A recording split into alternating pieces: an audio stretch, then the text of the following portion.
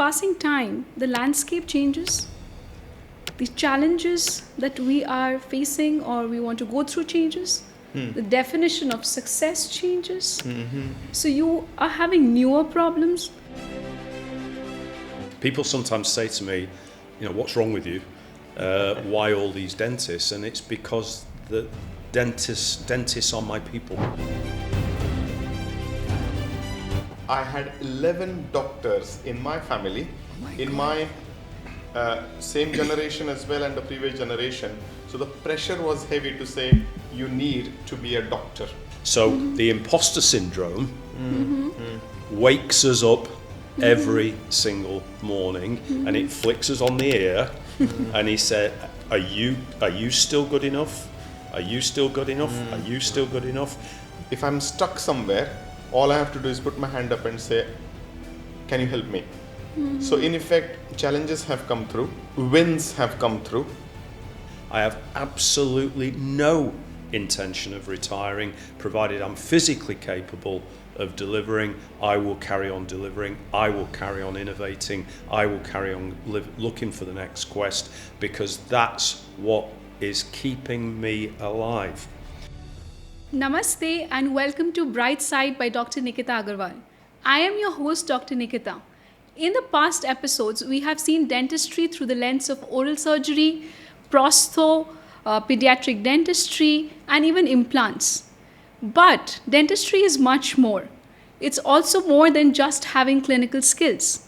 It's about trust, team, systems, and process. And most importantly, what we become in that process. I often meet dentists who are just starting out their own practice, dentists who have in the phase of growing their own practice, and some experienced dentists who are doing well financially, but they're still struggling. So through this podcast today, I am not looking at any shortcuts, fast tips or tricks, but what I am actually looking at is understanding that why some practices feel lighter, whereas some practices feel heavier over a period of time. However, they both look same on the paper and successful. So through this podcast, what I want to highlight is that what really makes a difference in a thriving and a struggling practice beyond clinical competence.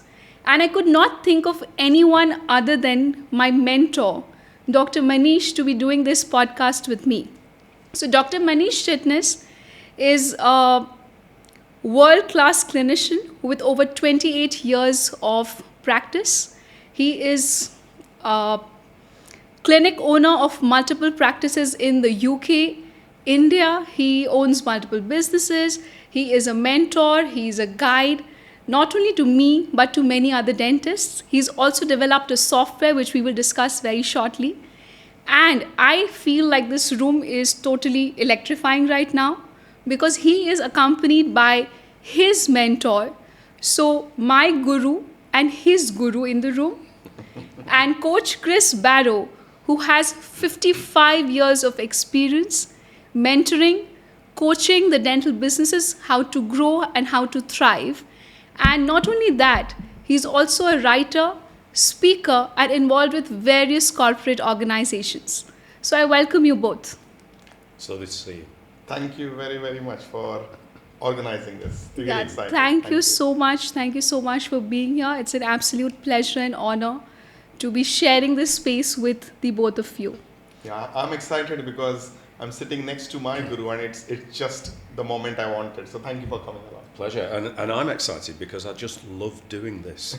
And whenever you have the opportunity to just relax, not feel any time pressure, just talk about our professional lives and our personal lives, and hopefully share some very authentic, very transparent home truths about what makes for this thing called success.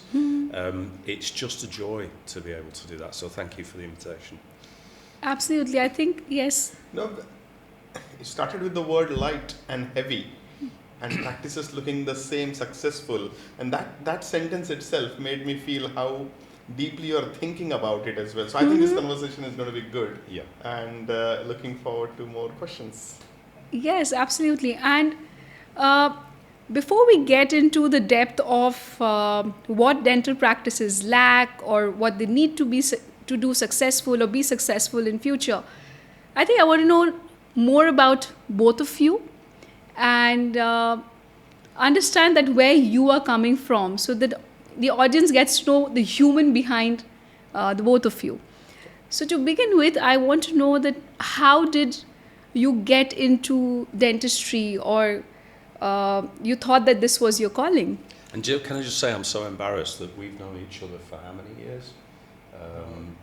More than, I think, close to 20. Nearly 20 years. And actively working together. For I have never asked him this question, so I'm just as excited to find out. I'm a little bit embarrassed that you got there before me. So, where do you come from? So I'm going to give you a very, very honest answer here. And the honest answer is, I had 11 doctors in my family, my same generation as well and the previous generation. So the pressure was heavy to say, you need to be a doctor. Every field and discipline was taken, and there were a couple left, and out of that was dentistry. So that was trigger number one. I don't want to be a gynecologist. I don't want to be a surgeon, because there is somebody in the family who is already doing it. So dentistry was one.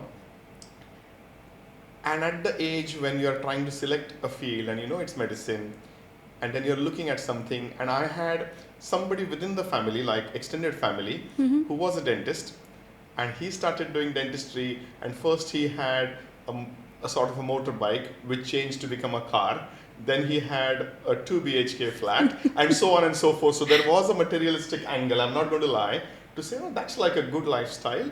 It doesn't look like hospital rounds for 24/7, and it's art, it's skill.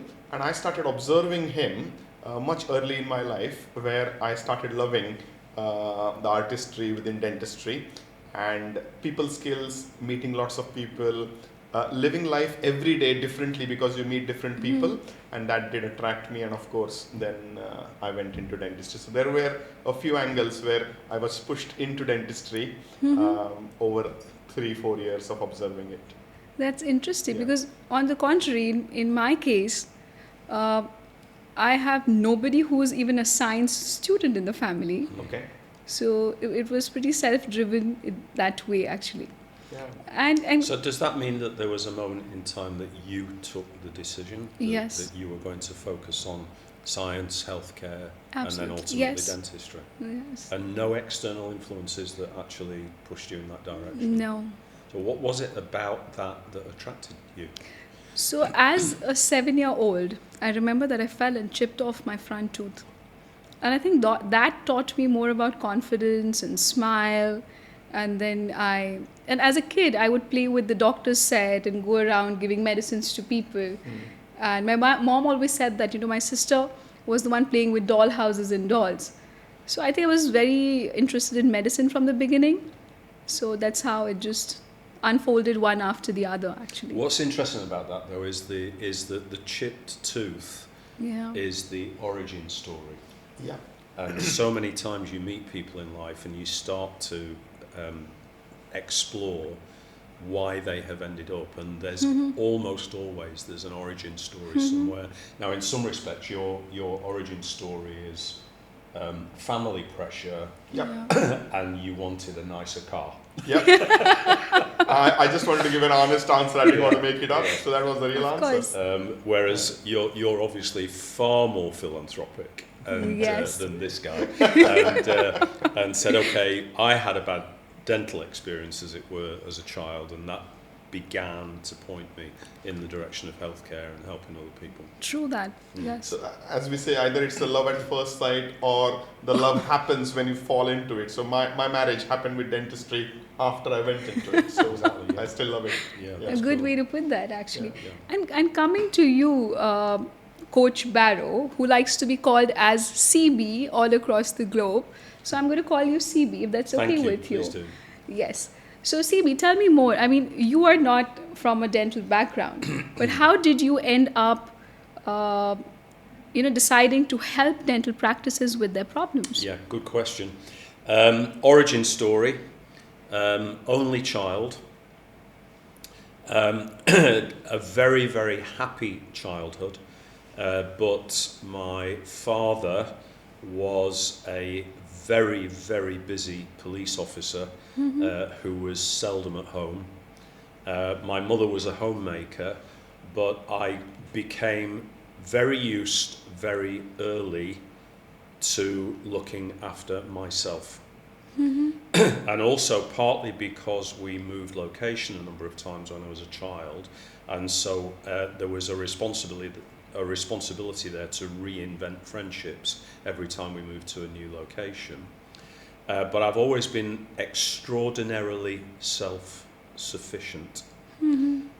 Thereby the marathon runner, because I have not been as much of a team sport player as I have been a solo sport player, if that makes sense. So that's part of the origin story. But it's very ironic that my life is dedicated to giving people structure and design in the way that they build their lives, and yet my life is a series of fortunate accidents. So when I left school very early on, very badly qualified, I kind of flunked school and got myself a job in an insurance company office in the centre of Manchester, my hometown, in 1970, September 1970, first day at work. And I spent the next 25 years in financial services. Office junior, office boy, office manager, technical sales rep, and then ultimately what would nowadays in the United Kingdom be called an independent financial advisor. So I actually became self-employed for the first time as a financial advisor in 1987. I was working in corporate UK, thought that the people who were giving me orders weren't that great, wasn't surviving very well in a corporate environment, so again, solo. I set up my first business in 1987, so I would have been, 34 years old, because I wanted to fly my own kite. And that took me through into the early to mid 1990s, at which point I was becoming less interested in insurance policies, pension plans, investment schemes and mortgages, and I was becoming more and more interested in the people behind them, the clients. And my clients were small business owners. So we would have a 3-hour meeting. We would get the financial services out of the way in the first 30 minutes because it was boring. And then I'd stay there for another 2.5 hours saying, tell me about your business, tell me about the challenges that you've got, tell me about how I can help, based on my wider perspective of looking at other business owners. So I kind of became a pseudo business coach in the late 80s, early 90s, and I enjoyed it so much that the opportunity came along about 1993. The opportunity came along to actually say to the clients, well, instead of paying me to organise an insurance policy, why don't you pay me to give you some business advice? So one of those very first clients, July 1993, was a dentist who was frankly in financial difficulty. His business was not successful. And he said, give me some advice. That was client number one. And that was 93. And in January 97, I decided that I was going to look after dentists or dental people full time. And just went from there onwards. But one of the interesting aspects of that is that since then, my marketing budget has been very close to zero. And the business has pretty much grown through either word of mouth recommendation or it's grown through inbound marketing, in the sense that through blogging, through podcasting, through newsletters, through articles in magazines, through being prepared to turn up and talk. That has been my marketing activity for nearly 30 years now.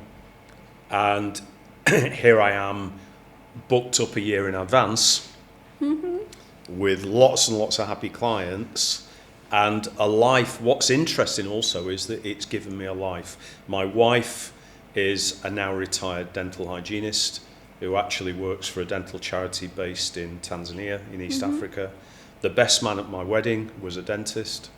I have been known to go on adventures in deserts and up mountains with dentists who are friends of mine. My social life is built around dentistry. I go to football games with dentists. I go to cricket games with dentists. People sometimes say to me, you know, what's wrong with you? Why all these dentists? And it's because the dentists are my people. They've become my people because I've been there for so long. But the whole thing has been a huge accident. Interesting. And what I also see common between the both of you when I asked you about how you started was, it's about the love or how you enjoyed connecting with people, True. meeting new people, and that's what got you both closer to the profession that you are in actually today, right? True.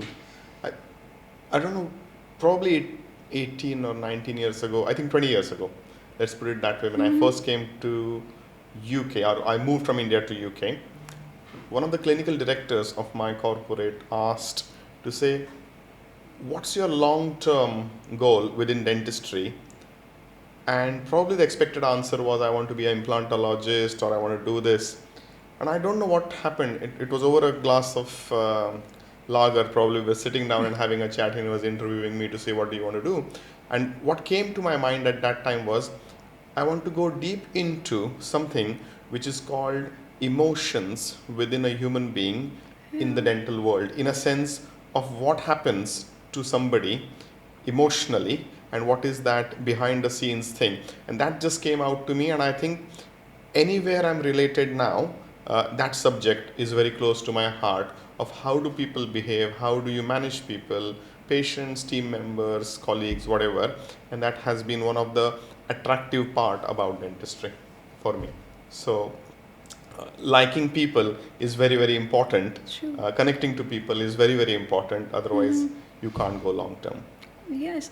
And another thing that comes to my mind is that, you know, when you started, you said that you started dentistry, probably, let's say, family pressure, and then, you know, the bike, car, the journey that you wanted to be on. But come on, your journey has been phenomenal, Dr. Manish. And did you think that when you were starting out, that you would get into these roles of mentorship, coaching, doing businesses outside dentistry, developing softwares, not developing softwares because you are interested in developing a software, but actually finding out that, okay, there's a need for this. These are day-to-day struggles of what people are facing. And then did you think of that your journey would be like that? Yeah, so thank you for asking, and that's very kind of you to say all these things for me. So as CB knows, he always keeps saying to me, stop looking at BSOs, bright, shiny objects. And I haven't listened to him for several years. But the positive part of that is, it has been a journey. And when you say you have done this, you have done that, my wife Shilpa says, every 3 years, you need something new. Yeah. You have an itch, and something happens where you need to do something new.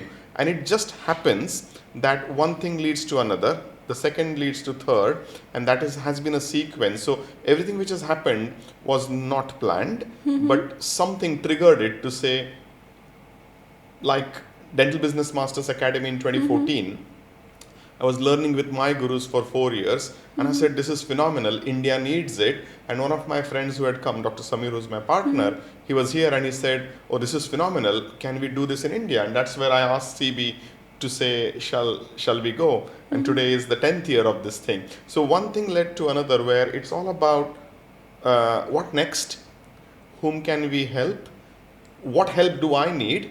And most of the times the three words which are learn, share and grow keep coming back to me to say, if I learn this, if I share, not only the person next to me is going to grow, but I'm going to grow next. So it's a selfish motive for me to grow, and one thing led to another. So the journey has been very positive, energizing, and it's a journey. So I don't know where it goes from here, but I'm enjoying it. I think there's another point also that most people are familiar with the the term serial entrepreneur, and you know that they are the kind of business people who have always got a new project on the go. But actually, that serial activity can apply to any aspect of your life. And there's a wonderful piece of psychological research which is called the renewal cycle. And you and I have spoken about this so many times. And I want you to imagine a clock face. And between 9 o'clock and midnight, there is a period there that is called the quest. And the quest is the project. Now, the project might be a clinical qualification. The project might be the first marathon. The project might be to build a house. The project might be to get your kids through school. The project might be to build a successful dental business. But it's a quest. And the interesting thing also about quests is that they can be fractal. And what I mean by that is that at the same time as building my business and maybe achieving a sales target, I'm also training for my marathon. I've also decided I'm going to read 30 self-improvement books this year. I've also decided I'm going to landscape the garden. That all of these quests are happening at the same time. Now, I believe that there is a type of human being who is a serial questor. They're only ever happy when they're on a quest. And the reason I said 9 o'clock till 12 o'clock is because in the research on the renewal cycle, you get that 12 o'clock is the achievement of the quest. I've done it. That's it. I've just got my first marathon medal. I've just got the sales to 1 million. I've just got the house extension built. And the problem is that from 12 o'clock to 3 o'clock, we go into what the psychologists call the doldrums. Now, the doldrums is a nautical term for being becalmed. We flatline. And what happens is when we get to the top of the quest and we put that flag in the top of Everest and we say, I've just done it, and then at 1 minute past midnight, we go, what thanks? So what am I going to do now? Is that it? That's the highest mountain. Now what am I going to do? And somebody might say, well, there are so many 8,000 meter peaks and you've got to do all of them. Oh, okay. And I'm back to 9 o'clock again and I've got to do the other 7. But once we have the quest fulfilled, it's taken away from us and we have to find a new quest. So the psychologists talk about 12 till 3 in the doldrums. Basically, we're just miserable. And everybody around us thinks that we're a real pain because we're not on quest. And then from 3 o'clock to 6 o'clock, we cocoon. We go inside ourselves and we say, I'm tired of being miserable, so now I need to look inside myself to find out what it is the next quest is going to be. So don't speak to me now because I'm cocooning. And the best thing to do with those people is to leave them alone. Because at 6 o'clock, when they've had enough of being miserable and they've had enough of introspection, at 6 o'clock, they start to research. And that's when they start listening to podcasts, they start going on courses, they start attending dental conferences, they start reading wider literature, or they start simply looking at the landscape around them, the physical location that they're in, and they say, okay, well, my next quest must be out there, so I've got to now wait for it to come along. And thank goodness at 9 o'clock, something turns up. So this man travels round that circle at the speed of light. We talked about human needs, yeah, and we talk about the two human needs, Yes. security and insecurity, and it keeps coming back to me to say, as soon as I start feeling secure, comfortable, as CB says, the boredom sets in, and I start getting itchy because I need to do something which makes me insecure, anxious, worried, and those emotions actually are the drivers to say, I'm feeling a bit uncomfortable, I'm feeling anxious, I'm feeling that this may not go to plan, and actually that drives me, and that's probably what it is. That's the quest thing. And if I can be allowed to say something which is in a way quite controversial, I have a lot of young dentists who contact me, and I get two versions of one question. So version number one of the question, it goes like this: I'm thinking that I might want to start my own dental business. What do you think? So that's question number one. Question number two is, I can't sleep at night because I will not rest until I open my first dental business. Can you help me? So the answer to the first question is, don't do it. Yeah. Because if all that you're doing is thinking about it, and if you don't have a burning desire, Sure. a fire, Well said. it's the wrong choice. Because one thing is for certain, owning your own business and the term comfort zone are oxymorons. They are two entirely different states of being. When you own your own business, by the way, how many years? 40 years of running my own business, 25 whatever years of running your own business. I'm not in a comfort zone. No. I've got a great business. As I mentioned earlier, I've got plenty of bookings. I'm not in a comfort zone, because what happens to me is that I wake up in the morning and I think, okay, what happens if the next young coach comes along?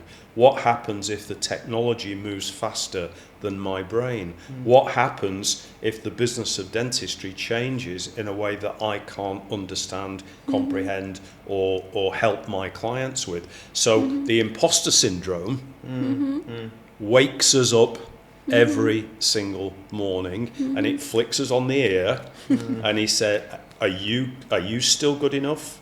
Are you still good enough? Are you still good enough? That imposter syndrome gets us out of bed. It gets us reading our own magazines, listening to our own podcasts, trying to figure out what's going to happen next. That's a burning passion. So the second question, I can't sleep, I need to own a business. Let's get started. Yeah. So what we have here is somebody who's been going around the renewal cycle. True. What you have here is somebody who's going around the renewal cycle, 55 years in full-time business, and I am still working my way around the renewal cycle, and wrong way around, and every time I get to 12 o'clock, I go miserable. Until I find what the next quest is going to be. And to anybody listening to this, here's the good news.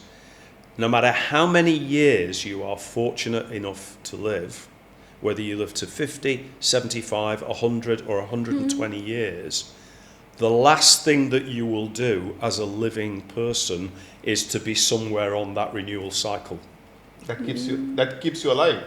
Because that's what's keeping you alive. And people say to me, when are you going to retire? The answer is never. Don't you think it's time you slowed down a little bit? Why? What would I do if I slowed down? Okay, I reached the official retirement age in the United Kingdom 7 years ago. I have absolutely no intention of retiring, provided I'm physically capable of delivering. I will carry on delivering. I will carry on innovating. I will carry on looking for the next quest, because that's what is keeping me alive. And the secret to longevity is to have something interesting to do. Yeah. Purpose. Yeah. True that. You are a great example as well. Relentless work. I was trying to think. Yeah. Okay, now I have the answer to what disease I'm suffering from. Welcome to the renewal cycle. You are relentless. And I was just going to say, I've seen you 4 years, Yes. and We're in fifth you year. have gone levels above with your clinical skills, management skills, and every time I see on the horizon, you're learning something, but there is a purpose which is driving you. So amazing achievements. Well done. I am just letting you hold my hand and be like, Nikita, we need to do this, do that, you need to do that. So Yeah. that's all. Let's just make a point, and I'm going to give credit. I have a guru. Her name is Rachel Turner. She is a coach based in London. Rachel and I have worked together now for 8 years. I am under strict instructions from my wife that I am never allowed to fire my coach. Because every time I get to 12 o'clock and I start getting a little bit miserable, then off I go down to see my guru, Rachel Turner, and we spend some time together, and she moves me around to 9 o'clock so that I now know what it is that I need to do next. So this is a never-ending chain of support that all of us have to, and again, to people who are listening to this podcast, get yourself a coach. Absolutely, yeah. Yes, and I agree. And that's similar thing happens with me and my dad. So there are times when I am a little confused and we are having discussions. He said, I think you need to meet Dr. Manish. You need him now. I think you should speak to him and see what he has to say about this. Yeah. So like you said, I mean, in fact, as we're talking about dental business masters that you spoke, and very often I get this question asked that you are doing dental business masters every year. Nikita, why are you doing it? And that's the exact answer. That's the answer I give my tribe as well is, I'm going for last 15 years to CB every year, not a break till now. And the one word which I always say is, which happens because of a coach or mentor, is energy. And that energy with the tribe, the energy you get from this source, which keeps you going, it's not just about education and knowledge, it's much beyond that now, because I know what CB's next slide is going to be and what he's going to say, what is his joke going to be. I know everything, but Same. that end of that day, he has given me 2 golden nuggets, that energy, which flies me through. So probably that's the answer. And not only that, and this is what brings me to the next thing that I want to ask. It's not only that. So with passing time, the landscape changes. The challenges that we are facing or we want to go through changes. The definition of success changes. So you are having newer problems, different issues. So that's what I wanted to also know. I mean, throughout this very inspiring journey that you all both have mentioned, what are the different challenges that you've experienced? How has the definition of success changed for you over a period of time? Okay, I go first. Okay, challenges. No pressures. Challenges, if I really go back into the journey, is somebody gave me this line. I was in Brazil. I was speaking to Dr. Coachman, senior Dr. Coachman, and we can look at the word as challenges, or we can look at the thing as a student. So what he said on that day is, I go to work in the morning like a student to say, what is the new thing I'm going to learn today? And that keeps me driven to go to work every day, 5 days a week. So when I'm going behind in my journey to say challenges, every day I was learning something new. So the approach has been that it is going to be a challenging day, but I'm going to learn something new, and then I have to learn something new tomorrow and the day after, and the journey continues. However, going back into challenges is education. Not knowing what you don't know is one of the big things. Then you know things and you want to innovate, but there is nobody to handhold, coach, guide, support. And very early in life, I realized, ask for help.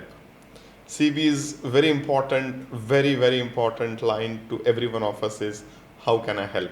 And that stayed with me to say, if I'm stuck somewhere, all I have to do is put my hand up and say, can you help me? So in effect, challenges have come through, wins have come through. And in that journey, what I have realized is there is somebody who knows better than me. Just find that person, ask the question, and then challenges don't stay challenges. We can just overcome that very, very quickly. You talked about what do you really want to achieve, where do you want to go, what has been the journey, and the new word which is emerging. So some people say, how do you measure success? Are you looking for growth? So when you're going through this challenging journey, you come to a point, at the moment I'm at that point, to say I'm looking at one word which now resonates for me as success, and the word is peace.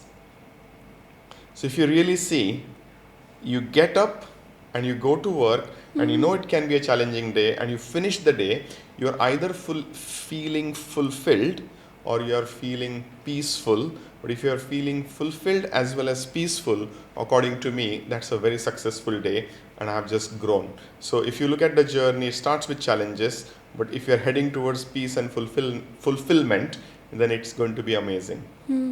I don't know if I strayed away from the question of what the question was. No, I think it makes a lot of sense, because we're seeing that your definition of what you want right now has got a lot to do with peace and fulfillment now. Yeah. Which was probably not and the case. That keeps us driven for 12 hours, 14 hours, 16 hours. We don't get tired. But if you're doing something which you don't enjoy, which doesn't get that fulfillment end of the day, and it could be paperwork for me, I hate it, I won't do it, and I get tired within 2 hours of doing it, basically.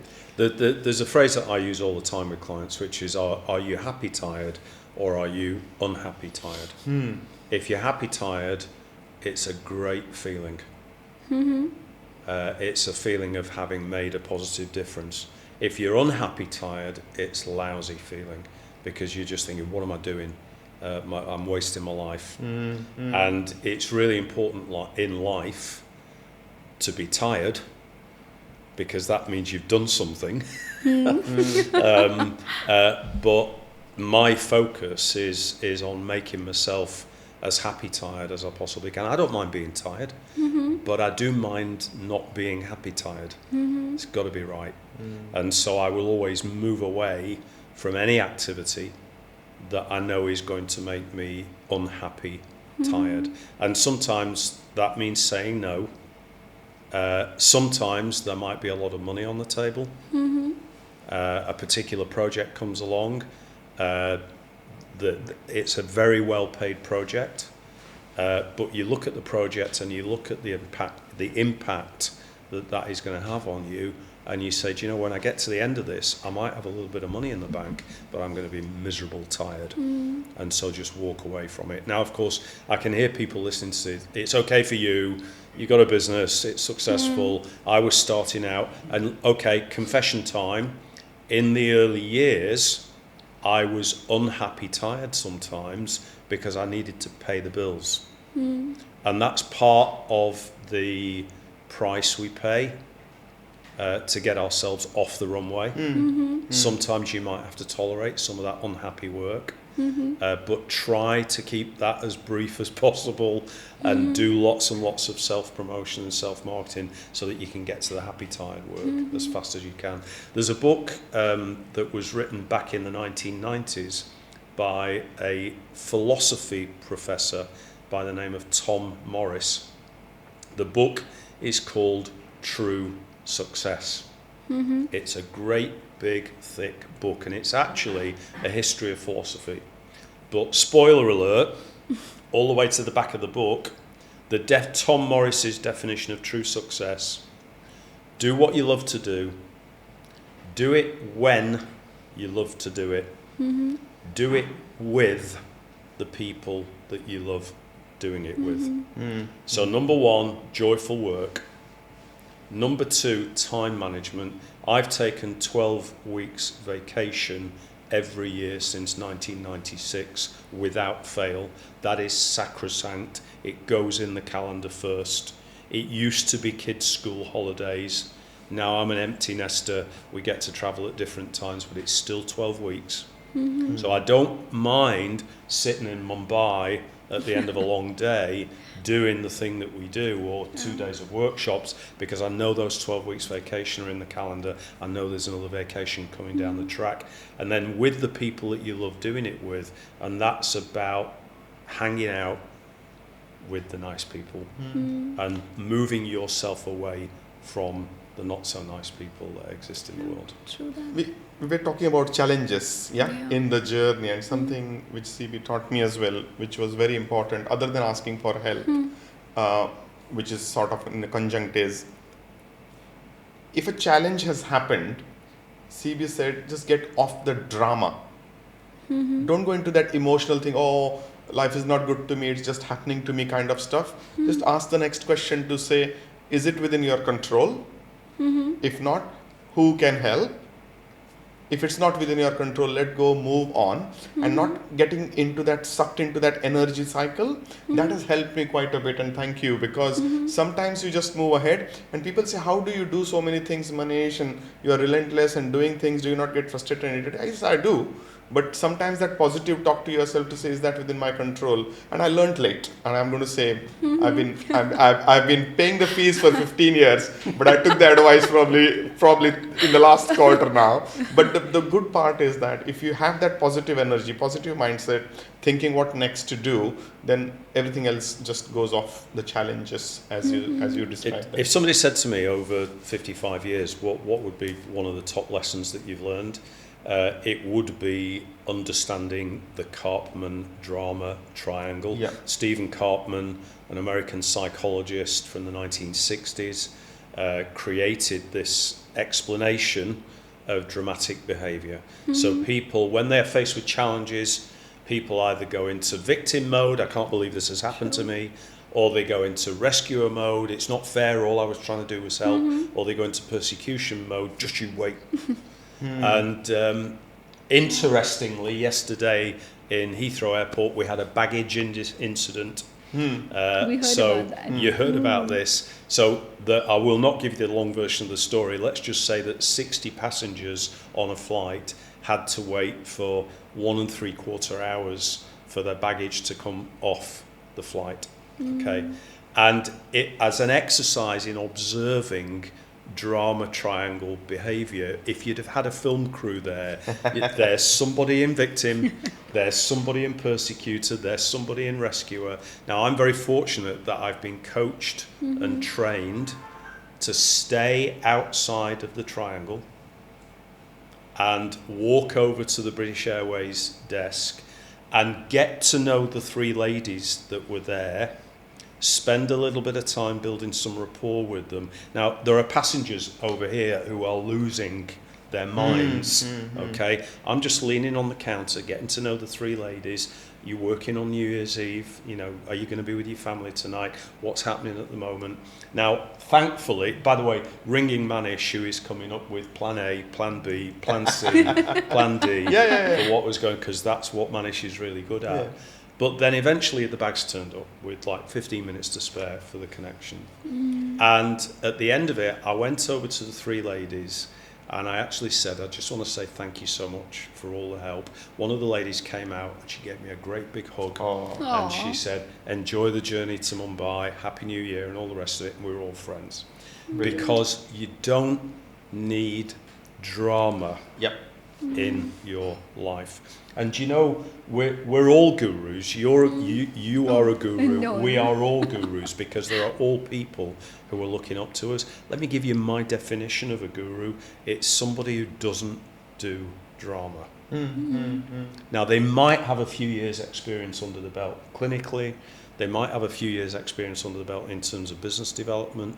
But the common factor is the lack of drama, and it's become so important to me now as I go through life to actually keep on reminding myself to stay outside of the drama, and then everybody else starts to look to you for advice and help because you now have become the leader.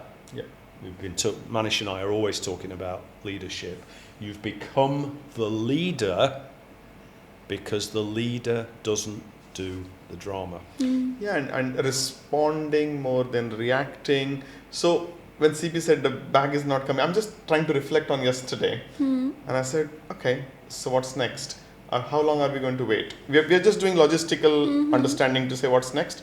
Okay, if the bags doesn't arrive, you're just traveling. We'll buy the underwear when we go into Mumbai. Not worry, all will be done. But in effect, if you logistically think things through, then you'll find a solution. If you create the drama, you're coloring yourself, and no action is taken. And most of us get stuck into that drama triangle. So yeah, true. So I think these are absolute golden nuggets, and I am really enjoying this. But like you both mentioned, that we are all in a quest cycle, the imposter syndrome. So while doing all of that, how do you both maintain that work-life balance that we talk about? Like, what do you like to do outside of what you do? I just want to hear what he's going to make up now. So let's put it this way, and this has been said before. There is nothing like work-life balance. There is balance, yeah? And for me, it is, I've said this before, I'm repeating myself, it's happiness balance. And when I say happiness balance is, Interesting. I'm in my teens, I'm in my 20s, 30s, 40s, 50s now. Every decade, and for me probably it's every 3 or 5 years, that happiness is related to something. So if I'm doing what I'm going to make the statement to say human being is a selfish being, okay? We look after ourselves, 95% of us. There could be 5% who are really great. I'm in the 95% who is selfish, who wants to be happy. I want to do what I want to do, yeah?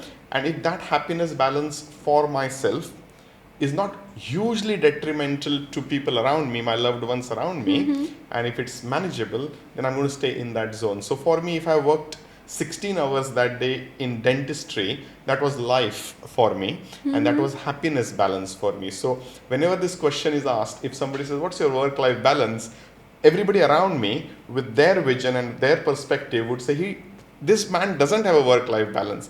He's only work. But for me, in my eyes, that's life. So for me, I'm enjoying it. I'm enjoying my happiness balance, and I'll continue doing so. So I don't want to look into the life balance from someone else's eyes. That's what I want to say. So my take on work-life balance is I'm enjoying my journey, and my happiness balance is good. And if my parents, if you end up watching this podcast and you ask me why, this is the answer. Okay.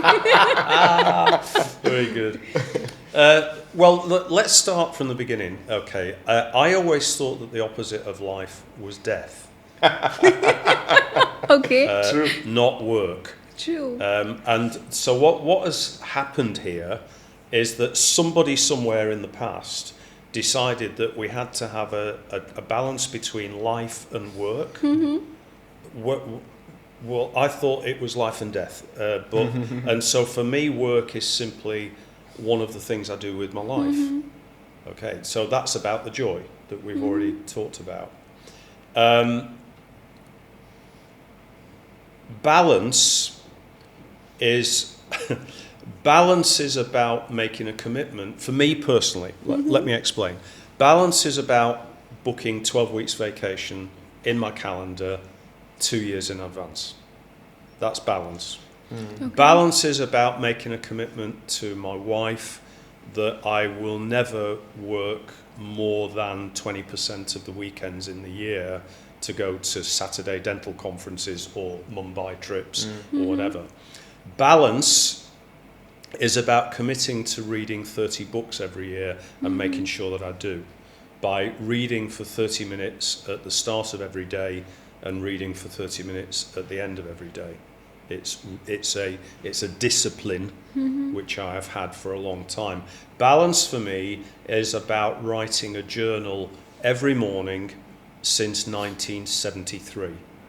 And I'm still writing that journal. And when I woke up in my hotel in Mumbai this morning, which in my head was 6 o'clock in the morning, and in Mumbai it was 11 o'clock in the morning, the first thing I did, I made myself a coffee, I sat down, I wrote my daily journal, I recorded yesterday's experiences, because that is my catharsis, and that catharsis gives me the balance that I need. Balance for me used to be running 2 marathons every year. Unfortunately, I'm no longer physically capable. An accumulation of injuries now means that I'm a cyclist. And so as a cyclist, I commit to a training bike, and I also commit to cycling trips and holidays every year in order to enjoy that. So it's structure, it's discipline, it's diary management. The joke is that somebody once said to me, do you ever do anything spontaneously? And my answer was yes, 3 o'clock every Saturday. And I'll leave you to work out the irony of that. But we go to Greece for 2 weeks in July. We stay at the same place. This year, when we go to Greece, it will be our 22nd consecutive year in the same resort, in the same place.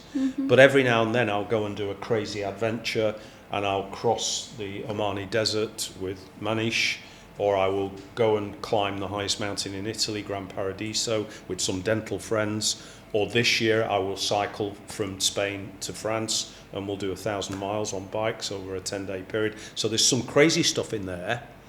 But I've got, by some people's measure, a ridiculously well-structured life. But I need you to understand that I've co-parented 5 children, and that as we were raising that family, life was just as structured. Now, I have a final point on this. I believe that there is a word which has fallen into disrepute in our language, and the word is workaholic. And it's become associated with alcoholic, in terms of workaholism being an affliction. I'm a workaholic. I love my work. I can't get enough of it. But I work when I work, and when I'm not working, I'm not working. But I have absolutely no problem being described as a workaholic. I have 5 grandchildren. And the only way, now my grandchildren, through various remarriages, have cumulatively got 11 grandparents. And if we were to measure the amount of time that my grandchildren spend with their grandparents, I would be number 11 on that list. Because all of the other grandparents have retired and have got nothing, I was going to say nothing better to do, that's wrong, but you understand my point. They've got plenty of spare time to spend time with their grandchildren. I don't have plenty of spare time to spend with my grandchildren. So do you know what I do? Every year, I book 12 Sunday family lunches at my home, and I reach out to my children and my grandchildren, and I say, there are the dates, January to December. If you can make it, my home is your home. If you can't make it, that's fine. Better luck next time. Because the only way I can accommodate for my lifestyle is to have that level of structure in place. Now, some people will say, I could never live that life. It's too structured. It's too rigid.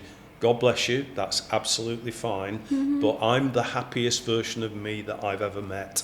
True. It's working.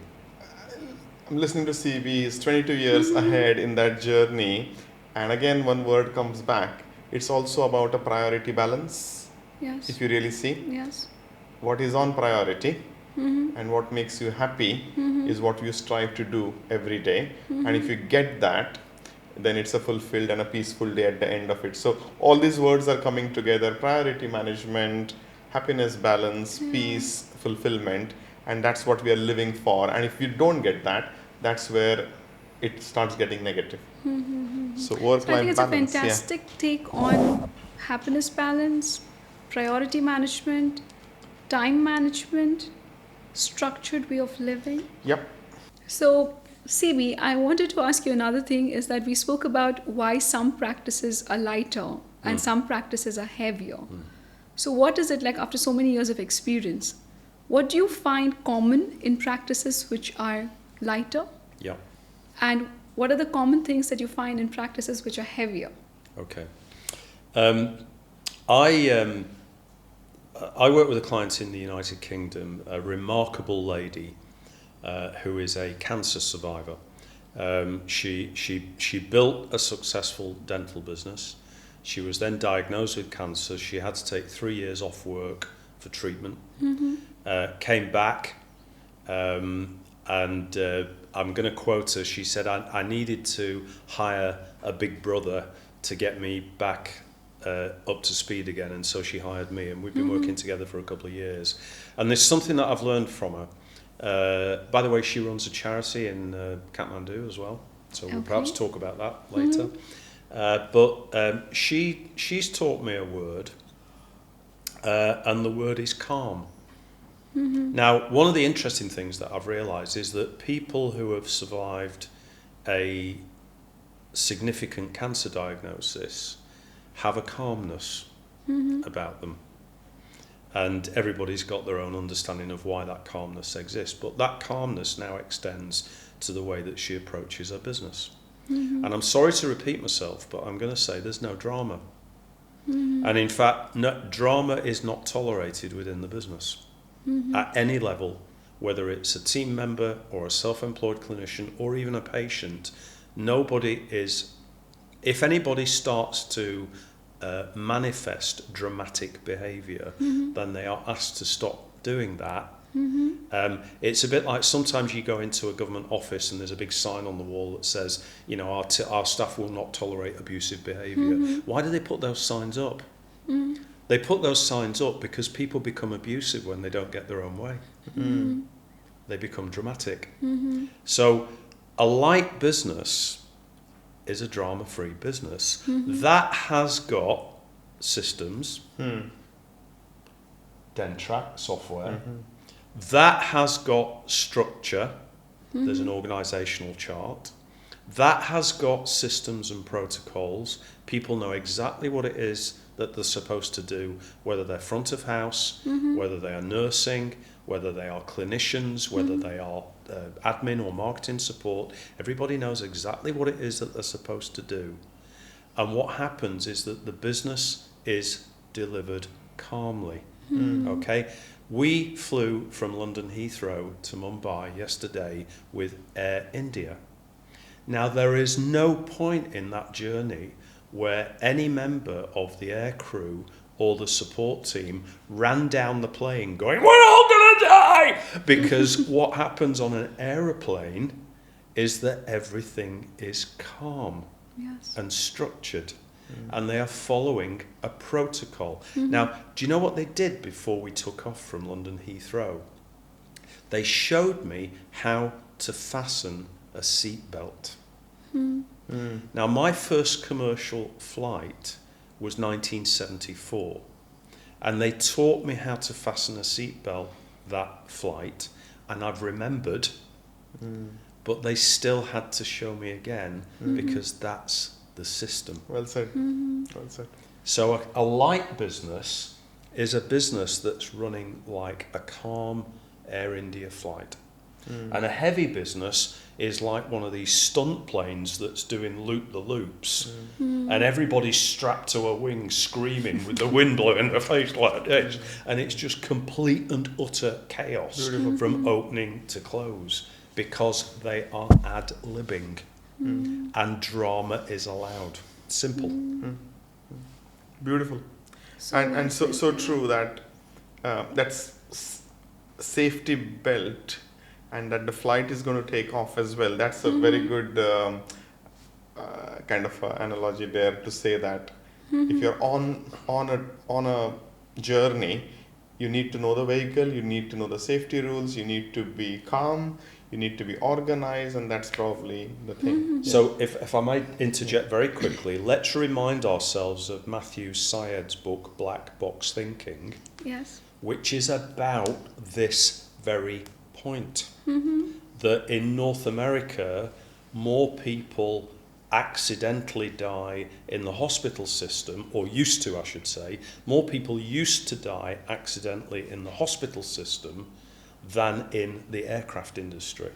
And the reason for that, and the way that Matthew Syed opens the book, is to say the reason that people die accidentally in the hospital system is because the doctors were just allowed to make their own rules. There was no system. Well, he's a doctor. He must know what he's talking about. Whereas, of course, in the airline industry, everything was check boxes. Yes. And it was only when they brought the check boxes into the healthcare system that the accident rate started to climb down again. True that. Now we're in the healthcare business. And so if we've got the systems in place, it reduces the chance of an accident, it reduces the stress level, it reduces the drama, and everybody can just get on and do the job. I'm just going to speak about this. It may not be in your final edit. You use the word calm, and there's something which came to my mind just now. It's about maturity as well. I'll give you a quick episode which happened yesterday on the flight. So we are 4 or 5 people sitting in the business class. I have my phone, I don't have my earphones, and I put something on my phone with a volume which I can hardly hear, and I'm actually reading the subtitles on the Netflix film.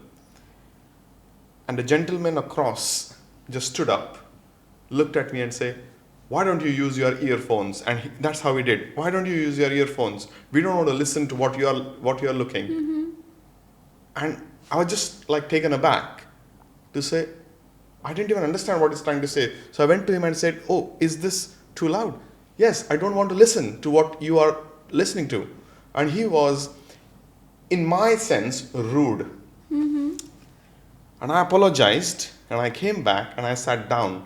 And I want to go back to the word calm, means maturity, because for the next 5 minutes, I was boiling to give it back to him. Yeah? But in that 5 minutes, I just thought to myself, either circumstantially he is disturbed with something, it is rude for me to perceive that's rude, but for him, it is this person doesn't have the etiquettes of sitting in a business class. He is loud, and it's an inappropriate thing for him. And then I'm looking at this to say, whose life am I going to change by going into confrontation with him to say, you can put your earphones on if you don't want to listen to what I'm doing. So what is it going to do? So that whole thing about calmness also relates to maturity, also relates to a let go. So after 10 minutes, I did a self-talk to say, you were wrong for a minute. You don't need to really go and profusely apologize. You said not a problem. You closed it down. You're listening to your next thing on your headphones. Move on. So self-reflection. Self-reflection, respond, be calm, be mature, let go, and move on. And that makes a light practice as well. Because all these corridor talks, emotional outbursts, team member conflicts, partner conflicts, supplier conflicts, why does it happen? Because we don't let go. The ego comes in between. Right. So in effect, if you think of these words, which I'm just relating it to yesterday's episode, calmness, maturity, let go, move on. There are a lot of positive things to do. That might make a light practice. You know, one of the phrases that I enjoy using is that people expend too much energy having to be right. Very true. And sometimes you don't need to be right. True. Absolutely, yeah. So I'm going to tell a story, and I hope that my wife never watches this. Okay, because otherwise I'll be in trouble. But we were driving back home from a holiday. We'd flown into an airport in London, and we had a long drive home. And as we're driving home, we'd been listening to a podcast series. And it doesn't even matter which podcast, but it was like, my wife said, shall we listen to episode 3 of this podcast series? Now, we had listened to episode 3 on the drive to the airport 2 weeks earlier. This I knew. This I knew. But she had forgotten. So she said, shall we listen to episode 3 of the podcast? And I said, yeah, sure. And she put the podcast on, and then we got her like 20 minutes into it, and she went, "Have we already listened to this?" And I went, maybe, because I still didn't need to be right. But what happens in marriages, in relationships, okay? Shall we listen to episode number 3? Well, no, we already listened to it on the way down. No, we didn't. Yes, we did. No, we didn't. Yes, we did. It was the episode where did. No, I've never heard that in my life, and now we're in a confrontation. So just stop needing to be right. Beautiful. So that's a great relationship advice as well from him. Happy Yeah, yeah. life, Yeah. happy life. Ah, Cut. No, very true. interesting, Very true. interesting. Now, another thing that I want to ask Dr. Manish is that when we've all been on Dental Business Masters coaching, you have clinicians, like I joined Dental Business Masters even before I opened my own practice. Yeah. You are 30 years into practice. When we talk about the cohort which joins DBM, you have people like me who hadn't opened the practice. Then you had some people who are 5 years into the practice, some people who are 20 years into practice. I've also seen students who are more experienced than you also coming to learn from you how to run the practice. So when you see clinicians with such wide Experience range, what do you see is common in them, especially the ones who excel, and common in those who come and then they don't take any action? Okay, so as famously said by CB, the 80-20 Pareto rule applies. 20 people fall into that category who listen, who reflect, who implement, who have a feedback, they reflect again, and they implement again. So the people who have been successful are listening, they're absorbing, but they're not just staying there, just actually doing it. So I can see that yourself is a great example. Shruti Goyal is another example who had not started her practice when she first came in. And all these people who are relentless, and me and CB have been talking on the taxi drive here, the word consistency. You were asked to write 50 letters or 25 letters personally. Yes. You were the only one who wrote it. No one else wrote it. We wrote 100 in fact. Yes. So in effect, personal handwritten letters was a task Yeah. given. Yeah. Only 1 out of 30 actually did it. Yeah. So in effect, sometimes discipline, consistency, listening, reflecting, implementing, failing, succeeding, reflecting, implementing, auditing, keep going is probably the key. And the successful people are the ones who have been consistent, who have been disciplined, who enjoy the journey. They don't worry about the outcome, they just keep going. That's the difference between the 20 and the 80 according to me. And while you were talking to me about my journey, something that I remembered, something that I learned from you, which I now understand you learned from him, is the question, how can I help you? Yes. 1. And number 2 that I started doing this year was I was asking you a question in the online session.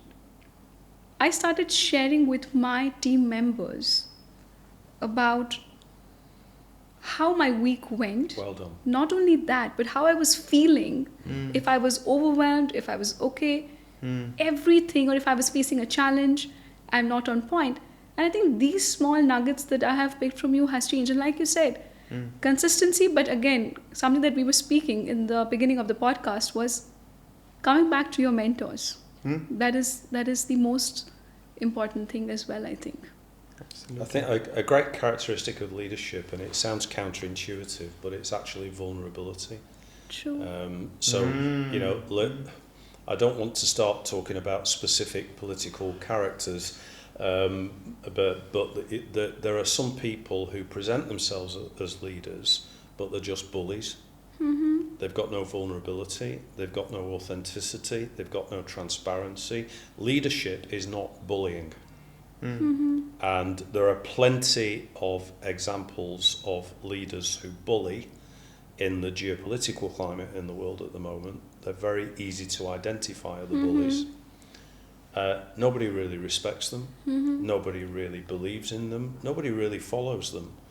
They might follow the ideology that they represent, but they don't follow the individual. Nobody's going to go into battle for the bullies. The only way the bully gets anybody into battle is by conscripting them and forcing them to fight. And leadership is not about that. Leadership is about creating an environment in which people will go into battle for you because it's for them as well. Or to put it another way, without so much military reference, again, a phrase of mine is that you cannot motivate people. It's not possible. You can only create environments in which people choose to become self-motivated. Beautiful. So my job is not to motivate. The next 2 days in Mumbai, my job is not to motivate the audience. My job is to create an environment in which the audience decide to become self-motivated. And that's what Manish has done with you. Because what's happened is that Manish has created an environment in which you have chosen to become self-motivated. And that wasn't him, that was you. So Very true. Create these environments, and of course now you do that for your team, for your patients, for the people around you. You create the environments in which they choose to become self-motivated. Concluding this one, a relationship which I have with my tribe now, as, let's call them students, is X years. Our relationship is 15 years. So when I ask a question to CB and I give a long stretchy one, waiting for an answer, CB knows that I know the answer, and he just pauses and looks at me and say, "What do you think, Manish?" So nowadays I pay him just to say, "What do you think, Manish?" That's the reality, and that's the part of a brilliant coach to say, freaking know what the answer is. Go and do it. But also, Yeah. thank you for that. But also, the interesting balance with coaching is, and again, it's an 80-20 rule. 80% of the time, I turn around to the client and say, "Well, so what's the answer?" Give them the responsibility. But 20% of the time, you've got to step in, and you've got to say, "Manish, I'm going to stop you there. Do not turn right. Turn left. Correct. Trust me. Turn left." Correct. And you've got to know when to do that, because hopefully you've got enough years under your belt to know that left was the right answer. But also you know that he's going to make the wrong choice left to his own devices. And that's a really interesting dance between letting the client go or actually bringing the client back again and saying, "No, stop it. Don't do that. Don't make that decision." Yeah, and we are spinning as clinicians, owners, business entrepreneurs, lots of plates together. Yes. And we were discussing yesterday to say there could be 10 plates spinning, and Dr. Nikita wants to spin all 10 plates. But there is a time in that journey where the coach needs to come in and say, "Plate number 1, plate number 7, plate number 10, please. The rest can just stay steady." Yeah. That's your priority. And that is experience which will come. And you're going to experience it in the next 2 days when we sit down to say, what is my priority at stage year 7? What is dentist X priority at experience 2 years? And somebody at 20 years. So everybody's needs are different. The plates are the same, but what to prioritize when is where the vintage comes in. Super. Can I also share with you one of my oldest stories and a favourite? This would be about 25 years ago. I was running a workshop in a hotel, the Hilton Hotel in Luton in Bedfordshire, and we were going around the room having people introduce themselves. And a 20-year-old girl stood up as we were going around doing the intros, and there were probably 60-odd people in the room. A 20-year-old girl stood up, and she said, "Good morning, everybody." She said, "My name is Jane. I am a trainee dental nurse." Oh, and I'd asked them, "Tell us who you are, tell us what you do for a living, and tell us what your ambition is." So, "Good morning, everybody. My name is Jane. I'm a trainee dental nurse, and my ambition is to see the world and for the world to see me." Oh. It's so deep. And you know what? I'll take that as being a pretty good objective in life. And here I am all of those years later, and periodically I'll kind of stop. I went outside my hotel this evening to just watch the sun go down into the ocean, because I'm in Mumbai and so on. And I just had a moment just before Pratik came out to say hello. And I just thought, okay, let's just run the test. Have I seen the world? Yes, I have. And here I am watching the sun go down into the Indian Ocean. I've seen the world.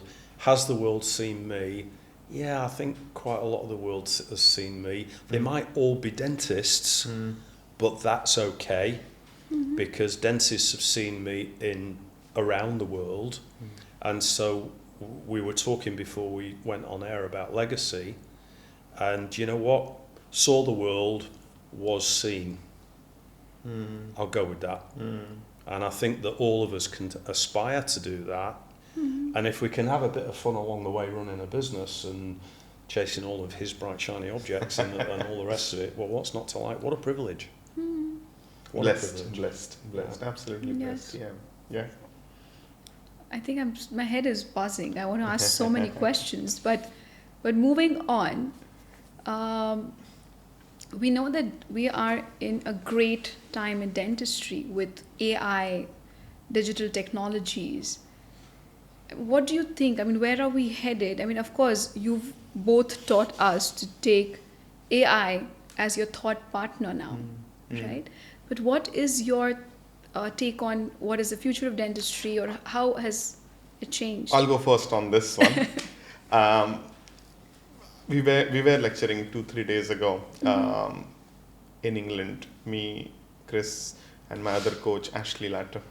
And similar sort of question came in, and the conclusion, and I'm pretty sure CB will agree as well, is whatever technology comes in, whatever scientific changes will happen, there will always be a few things which will be very, very important to run a service, which is a medical service like this for human beings, basically. And the words which resonate with me constantly now, I've spoken before on some of my blogs, etc. All of us need to put time in, and that quality of time is going to be very, very, very important. Time for self-education, time for honing your acts or your skills, time to spend with your patients to actually understanding their needs, time to actually deliver the treatment, which means quality. So the time factor is going to be what do you call it, lifelong. Any generations ahead. Next is technology. We have to embrace technology, and if you don't embrace technology, you are going to get stuck, you're going to get dated. And the third most important thing is team. If you don't have the right people, if they're not educated enough, if they're not trained enough, if they're not been given the time, if they're not been given the technology, so all this time, team and technology kind of stuff is proving important. It was always important and it will always be important. So in effect, a successful dental practice will be that who actually works with this kind of a format. So it's not just technology, but having the right resource and spending quality time actually delivering it will be, I'm going to call it the success mantra for practices. So 3 T's. Yeah, I'm Time, defining team, that. There and are 2 more, technology. but in the sense of time, I'll stick to these 3. 3, okay. But over to CB, what do you think the future of dental practice is? Well, I'm going to, if I may, take a slightly wider perspective. There was a very interesting survey that was taken of the most influential human being of the last 2,000 years who was not religious. And the winner, and most people, if you ever do this as a pub quiz question, nobody will ever get the right answer. But the winner was actually Gutenberg, who invented the printing press. And the reason for that is because prior to the invention of the printing press, every book was written by hand. And in relative terms, books were ridiculously expensive. If we were to look in today's currency, to have a beautiful manuscript, whether it would be a copy of a religious text or any other text, you were talking hundreds of thousands of pounds or US dollars. And so because they were so expensive and because they were so rare, they were only owned by the top 0.5% of society. Along came Gutenberg with the printing press and commercialized the production of books. And what happened within a generation is that instead of having 100 copies of a manuscript produced, you would have 10,000 copies.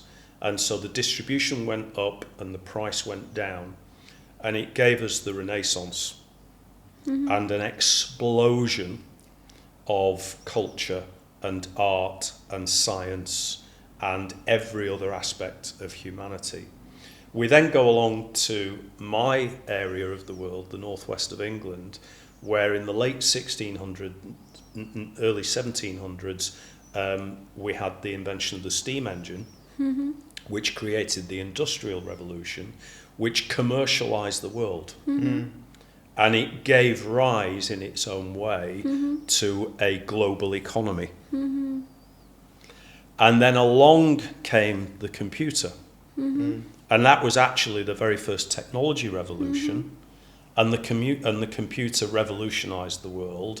And some would say, along then came the information revolution, which really culminated in social media, because 2004, Mark Zuckerberg, Facebook, we became different again.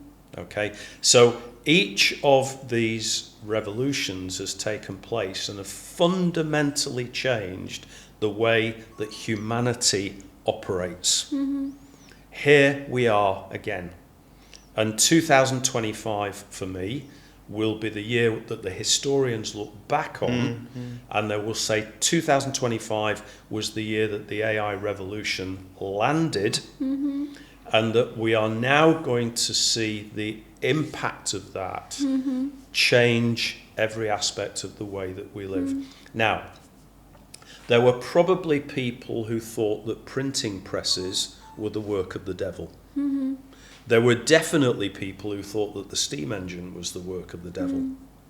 And computers. And there are still people who think that social media is the work of the devil, plenty of them. And now we've got a group of people who are talking about AI being the work of the devil. And it's going to destroy us all, and the computers are going to take over, and Arnold Schwarzenegger is going to turn up and start assassinating people, and all of that stuff goes on.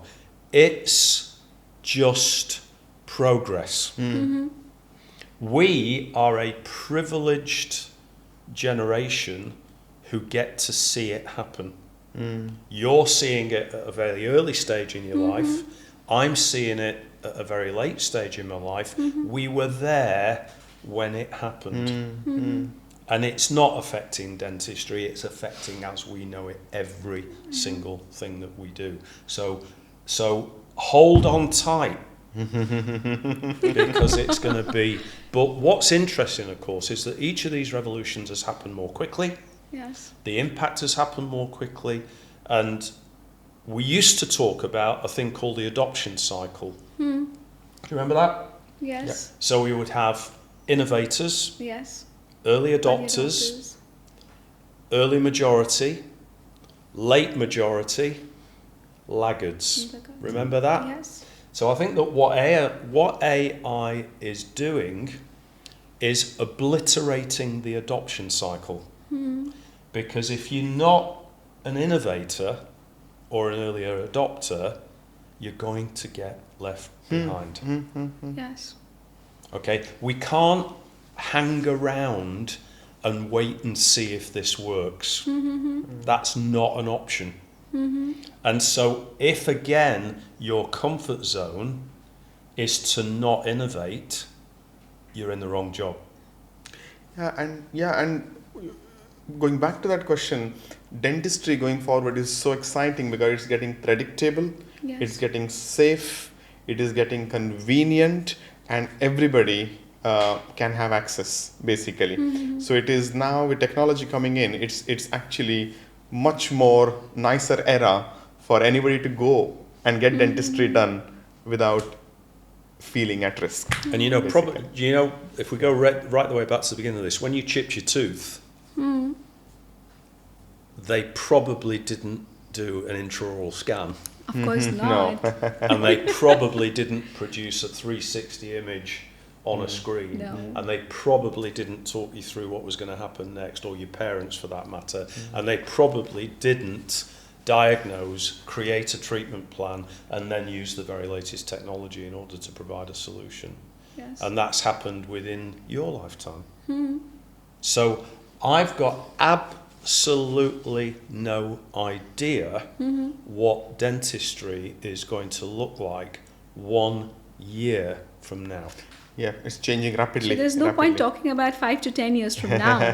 We are talking the next year, actually. We're talking about the next 12 year. months. Yeah. Or like the 3-year plan, the 5-year plan, the 10-year plan can be a general trajectory of travel. But what's going to happen is that we're going to be bombarded with technology that is going to be constantly moving and changing. As you know, it's like a yacht that's constantly tacking from left to right as the tide and the wind change.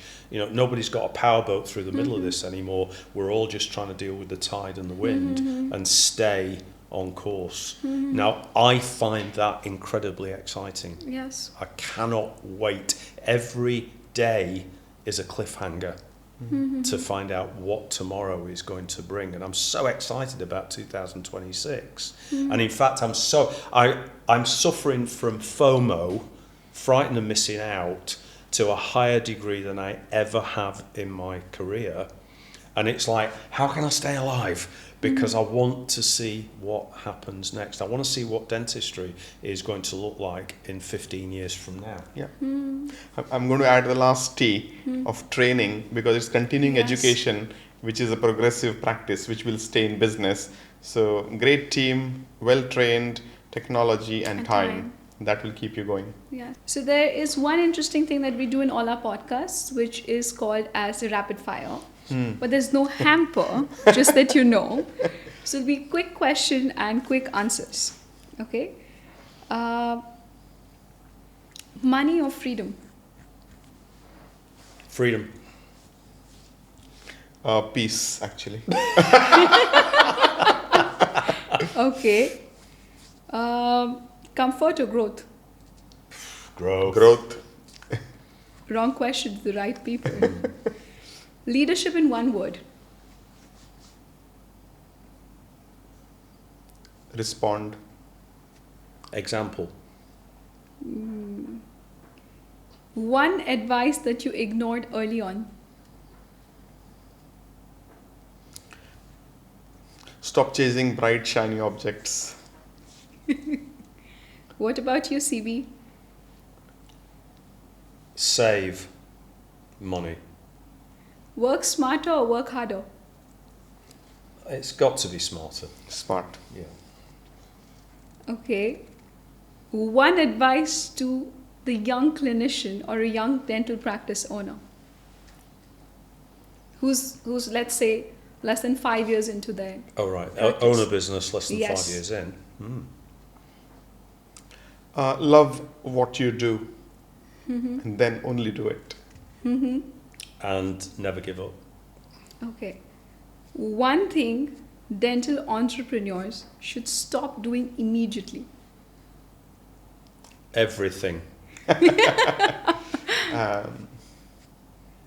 Stop doing immediately, or start doing immediately. So I'm probably going to say start doing immediately is know your numbers.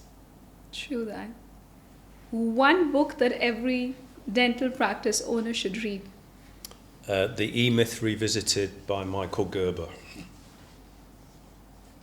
What would you say? That's tough giving you second choice. For me, actually, How to Influence Friends by Dale Carnegie. How to Okay. make friends. How to make friends and influence people by Dale Dale Carnegie. The last one. One habit that you're trying to unlearn. Oh my word. Red wine. Okay. Not going to the gym.